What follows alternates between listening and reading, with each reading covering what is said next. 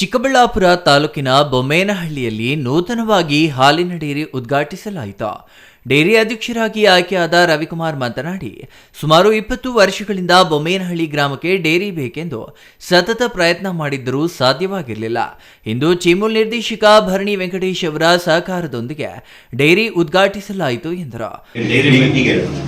ಸುಮಾರು ಒಂದು 20 ವರ್ಷದಿಂದ ನಮ್ಮ ಬೊಮ್ಮೇನಹಳ್ಳಿಗೆ ಡೈರಿ ಬೇಕು ಅಂತ ಕೇಳಿದ್ವಿ, ಆದರೆ ಮಾಡೋಕ್ಕೆ ಸಾಧ್ಯ ಆಗಿರಲಿಲ್ಲ. ಆದರೆ ನಮ್ಮ ನೆಚ್ಚಿನ ನಾಯಕರು ಮುಂದಿನ ಮುತ್ಸದ್ದಿ ಎಲ್ಲ ರೀತಿಯಲ್ಲೂ ಅವರು ನಮಗೆ ಕಾರ್ಯರೂಪಕ್ಕೆ ತಂದುಕೊಟ್ಟಂಥ ಭರಣಿ ವೆಂಕಟೇಶಣ್ಣ ಅವರಿಗೆ ಅಭಿನಂದನೆಗಳನ್ನು ತಿಳಿಸುತ್ತಾ, ಹಾಗೆಯೇ ನಮ್ಮ 11 ಜನ ನಿರ್ದೇಶಕರು ಸಹ ಇನಾಮಿನೇಷನ್ನಲ್ಲಿ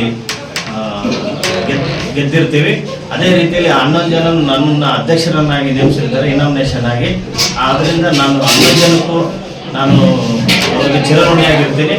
ಹಾಗೂ ಡೈರಿ ಇನ್ನೂ ಚೆನ್ನಾಗಿ ಮುಂದುವರಿಲಿ ಅಂತ ಹೇಳ್ತಾ ಈ 2 ಮಾತುಗಳನ್ನು ಮುಗಿಸ್ತಾ ಇದ್ದೀನಿ. ಹಾಲು ಉತ್ಪಾದಕರ ಸಹಕಾರ ಸಂಘಕ್ಕೆ ನಿರ್ದೇಶಕರ ಆಯ್ಕೆ ಹಾಗೂ ಅಧ್ಯಕ್ಷ ಉಪಾಧ್ಯಕ್ಷರ ಆಯ್ಕೆಯು ಅವಿರೋಧವಾಗಿ ನಡೆದಿದೆ. ಪಕ್ಷಗಳ ಭೇದವಿಲ್ಲದೆ ಗ್ರಾಮದ ರೈತರೆಲ್ಲರೂ ಒಗ್ಗೂಡಿ ಮಾಡಿರುವ ಸಂಘವಾಗಿದೆ. ಈ ಸಂಘದಲ್ಲಿ ಆಯ್ಕೆಯಾಗಿರುವ 11 ನಿರ್ದೇಶಕರು ಅಧ್ಯಕ್ಷರಾಗಿ ಆಯ್ಕೆ ಮಾಡಿದ್ದಾರೆ. ಹಾಗಾಗಿ ಮುಂದಿನ ದಿನಗಳಲ್ಲಿ ಎಲ್ಲ ನಿರ್ದೇಶಕರನ್ನ ವಿಶ್ವಾಸಕ್ಕೆ ಪಡೆದು ಡೇರಿ ಅಭಿವೃದ್ಧಿಯತ್ತ ಹೆಜ್ಜೆ ಇಡುತ್ತೇವೆ ಎಂದರು. ಇನ್ನು ಸ್ಥಳೀಯ ಮುಖಂಡ ಆನಂದ್ ಮಾತನಾಡಿ, ಸದ್ಯಕ್ಕೆ ಪಂಚಾಯಿತಿ ಕಟ್ಟಡದಲ್ಲಿ ಡೇರಿ ಆರಂಭ ಮಾಡಲಾಗಿದೆ.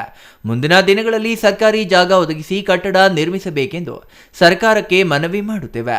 ನೂತನವಾಗಿ ಹಾಲು ಉತ್ಪಾದಕರ ಸಹಕಾರ ಸಂಘ ಆರಂಭಗೊಂಡಿರುವುದರಿಂದ ಇಲಾಖೆಯವರು ಹೆಚ್ಚಿನ ಸಹಕಾರ ನೀಡಬೇಕಾಗಿದೆ. ಬ್ಯಾಂಕಿನ ಸಹಕಾರದೊಂದಿಗೆ ಹಸುಗಳನ್ನ ಕೊಡಿಸಿದ್ರೆ ಗ್ರಾಮದಲ್ಲಿ ಹೈನುಗಾರಿಕೆ ಮಾಡಬಹುದು ಎಂದರು. ಏನು ಪಂಚಾಯಿತಿ ಕಟ್ಟಡ ಹೊಂದಿದೆ, ಇದರಲ್ಲಿ ನಡೆಸ್ತಾ ಇದ್ದಾರೆ. ನೂತನವಾದ ಕಟ್ಟಡ ಬೇಕಾಗಿದೆ. ಅದಕ್ಕೆ ನಾವೆಲ್ಲ ಸೇರಿ ಎಲ್ಲಿ ಗ್ರಾಮೀಣ ಜಾಗ ಇದೆ ಅದನ್ನು ಹುಡುಕಿ, ಸರ್ಕಾರಿ ಜಾಗ ಹುಡುಕಿ ಡೈರಿ ಉಳಿಸ್ಕೊಳ್ಬೇಕು. ಮತ್ತಿಗೆ ನಾವು ಅಧಿಕಾರಿಗಳಲ್ಲಿ ಮನವಿ ಮಾಡೋದೇನೆಂದ್ರೆ, ಇದು ಹೊಸದಾಗಿ ಪ್ರಾರಂಭ ಆಗ್ತಾ ಇರೋದ್ರಿಂದ ಈ ಬೊಮ್ಮೇನಹಳ್ಳಿ ಹಾಲು ಉತ್ಪಾದಕರ ಸಹಕಾರ ಸಂಘಕ್ಕೆ ಹೆಚ್ಚಿನ ಸಹಕಾರವನ್ನು ಕೊಡಬೇಕಾಗಿದೆ. ಇಲಾಖೆಯಲ್ಲಿ ಏನೇನು ಸವಲತ್ತುಗಳಿದೆ ಅದನ್ನೆಲ್ಲ ಹೆಚ್ಚಿನ ಸಹಕಾರ ಕೊಡಬೇಕಂತ ನಾವು ಅಧಿಕಾರಿಗಳಿಗೆ ಮನವಿ ಮಾಡ್ತೀವಿ.